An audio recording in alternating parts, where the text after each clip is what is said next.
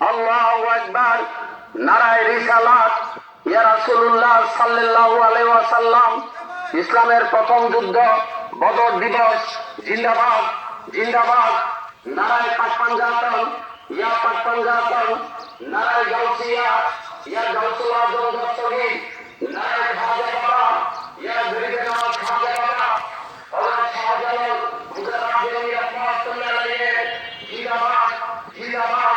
হযরত শাহজালাল মুজাদ্দিদ রাহমাতুল্লাহ আলাইহি জিন্দাবাদ জিন্দাবাদ। হযরত বাদশাহ সৈয়দ কামাল ইসা রাহমাতুল্লাহ আলাইহি জিন্দাবাদ জিন্দাবাদ।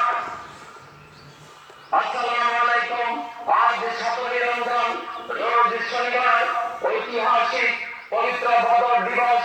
এই দিনে কুখ্যাত আবু জাহেলের নেতৃত্বে মক্কার কাফের বাহিনী দম্ভ ও অহংকার পরিপূর্ণ সমরসজ্জিত হয়ে পবিত্র ইসলামকে সমূলে ধ্বংস করার জন্য, অর্থাৎ আল্লাহ পাকের অস্বীকার এবং মহাল্লাহর প্রিয় হাবিব মুহাম্মদুর রাসূলুল্লাহ সাল্লাল্লাহু আলাইহি সাল্লাম ওনাকে মিথ্যা প্রমাণ করতে পবিত্র মক্কার দূরবর্তী এবং পবিত্র মদিনার নিকটবর্তী বদরের প্রান্তরে আক্রমণাত্মক যুদ্ধে অবতীর্ণ হয়ে সর্বকালের সর্বশ্রেষ্ঠ এবং সর্বশেষ মহামানব রাসূল সাল্লাল্লাহু আলাইহি সাল্লাম ওনার নেতৃত্বে ইসলামের প্রথম ফয়সালাকারী যুদ্ধ সংঘটিত হয়, যা ইসলাম থাকবে না এই প্রশ্ন জড়িত ছিল।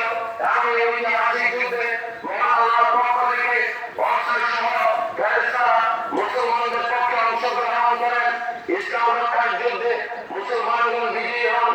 বদরের যুদ্ধে নবীজি সাল্লাল্লাহু আলাইহি ওয়াসাল্লাম ও ওনার আশিকে মাওলা ও আশিকে রাসূল সাল্লাল্লাহু আলাইহি ওয়াসাল্লাম ও পূর্ণ ঈমানী শক্তিতে বলীয়ান অপর্যাপ্ত অস্ত্রশস্ত্র নিয়ে 313 জন মুহাজির ও আনসার সাহাবীগণের মহান আত্মত্যাগের ঐতিহাসিক পবিত্র বদর দিবস যথাযথ গুরুত্ব ও মর্যাদার সহ পালনের মাধ্যমে ঈমানী দায়িত্ব পালনকারী সকলে